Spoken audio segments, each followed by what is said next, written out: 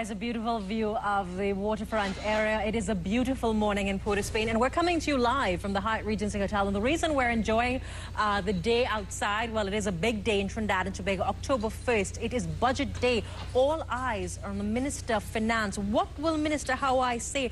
You're going to actually see one of the TT Express passing by, you know, nothing as beautiful as a Trinidad morning. But joining us on set now, Dr. Bhoe, the Minister of Planning and Sustainable Development. We've just concluded a conversation with the former minister in the Ministry of Finance. He identified key areas that he is saying will determine whether or not this budget is a failure or a success. The energy sector, one of the major elements of it, transforming Trinidad and Tobago into a knowledge-based society. The removal of VAT, well, that announcement made by the Prime Minister over the weekend has received some criticism from the opposition and some independent analysts saying that it's simply playing politics with the expectations of the people. Is it enough to really ensure that food prices are down? Is it a long-term solution? Dr. Tewarie, good morning. Thank you for joining us. Thank you for inviting me. Now, the first question I have to ask you would be about the front pages of the Guardian newspaper today. Rowley says media fell for VAT removal. Hook, line and sinker, accuses PM of deception. Hawaii's test, looking at the announcement to remove VAT, saying the former minister said that there were already, it's about 11 pages of items which are not on the VAT list. So? They're saying that they will have no impact really and truly, and it was just an announcement. No, that's not true. The response by Rowley is a very political response. It's an attempt to make light of what was an impactful announcement. And we have to distinguish between the politics, the political strategy, and the implications of what the Prime Minister said about the removal of VAT on food items. First of all, I think she was sending a signal in the context of the ideological position that she articulated, which is that this government is different. The emphasis and focus is different. The focus is being with the people, and the focus is really on the ordinary citizen of the country. So that is one connection. The second thing is that she did not talk about the removal of VAT alone. She talked about the removal of VAT in the context of the containment of food prices and the containment of food inflation. And she also talked about it in terms of food security strategy, the production side of it. She talked also about the manufacturing sector and its links with the agricultural sector, and looking at that particular sector and looking at the whole business of importation of food. So it was a number of things that she raised, of which the removal of VAT was one. Right. And people like Mr. Rowley have calculatedly focused on the one issue of VAT without the fairness of looking at all of what she said. And this will have an immediate impact in the grocery store. Some of the importers of food have in fact been calling for it. And ordinary citizens, I think, want lower food prices. So I don't see how this can be something negative. It has to be something positive. There's a story in one of the daily newspapers today that speaks about the functions of the BIR and several other departments, that they are actually incapable of handling their current workload. And now that you've increased the list, will they be able to handle it, or is it simply opening the system for further abuse? Well, no, the VAT administration is separate and distinct from BIR, so that's the first thing. And she did indicate that they were going to establish a committee, that's to say the Honorable Prime Minister, that would look at this. I know that the Honorable Minister of Finance was already looking at the whole thing of how do you deal with the business of VAT in the country, and how do you make a comprehensive overhaul of the program which would achieve two things: reduce the burden on the consumer, but widen the net of generation of income in the VAT administration. And I know that in BIR they have been looking for years. This is since the 2 years of Minister of Finance Winston Dukaran, and this continues, looking at ways and means of making the BIR much more efficient in its collections, mechanisms, and strategies. So those things will continue. Are you confident that we will put the right people, the right technology, and really the training? Because even the article alludes to the Asikuda system, which is still not fully implemented. I think it's been, it started since 2009. Now, almost 3 years later, the port systems are still a little inefficient. It started before that. Right. When I was Minister of Industry in the first administration, all right, we had already begun to initiate that Asikuda system, and administration after administration have failed to implement it. I think for the first time we're going to actually do it. I think Minister Barrett, as Minister of Trade, has taken that as a priority. And he's going to be able to achieve it now. I think some work was done by Minister Cadiz before in this administration, and we're going to try to achieve it now. And the problem has always been the resistance by the customs department to executing this, with all kinds of stories about why it wouldn't work and so on. But we have made a commitment that we're going to do it. Minister, we just ended a conversation with the former Minister of Finance. The energy sector remains one of his biggest concerns, saying that, one, the pricing system, new competition, the changing landscape on the international economy, and then he's going to tie that, he tied it back into our revenue and expenditure profile, saying it's a worrying sign.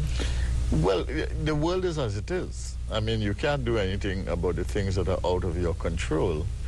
What you can do is to do things about things under your control. We are price takers, so we've got to deal with. We simply respond to that, and we deal with that. And you make strategies, whether it's in oil or gas, to deal with those kinds of things. But what we need to note are the positive developments recently. One, we have had a very, very successful bid round, and we have had before that a successful oil find. So that what we are likely to see is increasing production, all right, but in the effects energy of that will sector. not be seen within it will the not next... be seen immediately. That is correct.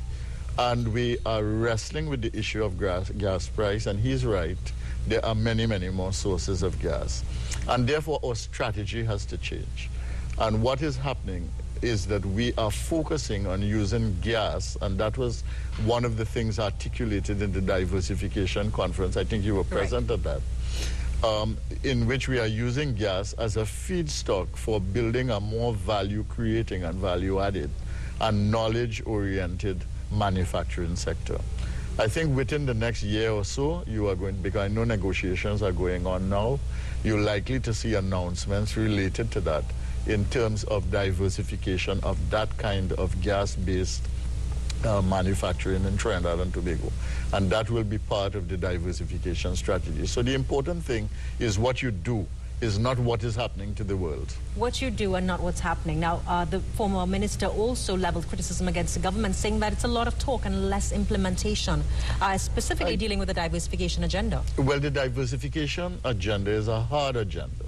But if you look at the GDP figures for 2011-12, you will see that there's a close to 3% increase in the services sector. Now, this is significant because services sector accounts for 64% of the jobs in this country. So if you have a 3% increase, you are talking about the implications not just for diversification and growth of the services sector, but you're also talking about the implications for jobs. So those are positive signs.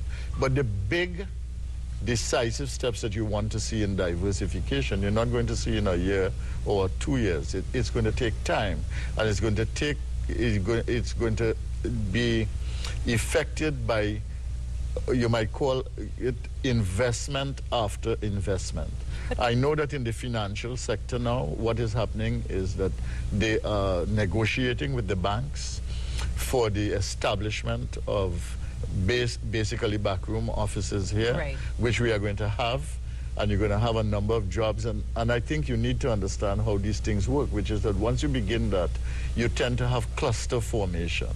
And from that kind of cluster in the financial sector, you are likely to have evolution and growth and diversification, and it will happen.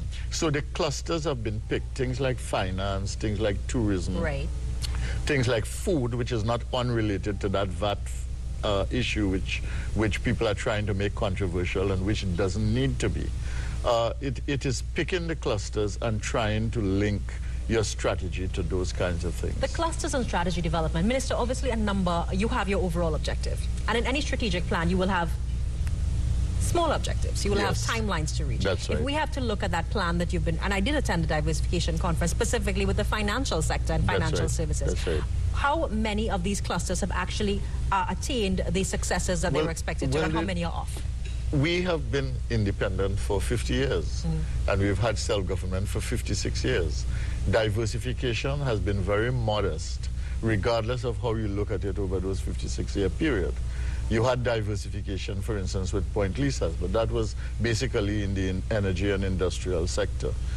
So we moved from oil and gas to things like steel and things like that. What the diversification that is required now is linked to your throughput of graduates from the tertiary sector, and is linked to research, is linked to building competitive capacity, and is linked to innovation.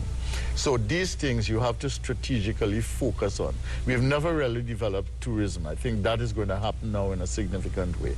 The financial sector has already grown to 11% of the GDP, which outstrips manufacturing, so it is happening. In food sustainability, you're already seeing the production platform being built. You're seeing basically the investment, the combination of big farms and land distribution for small farms. And you're going to see the results of that production over the next 2 years. And the key thing would then be the whole marketing and distribution and absorptive capacity. We've got to continue with that. But I do want to say a word about the implementation. I know you want to leave and come back. I want to talk about that. Implementation and looking at where we are as a country. Now, we have been accused, we as a people, of having an implementation deficit. Almost 80% of all plans formulated are not implemented. How are we going to change that culture? Stay with us.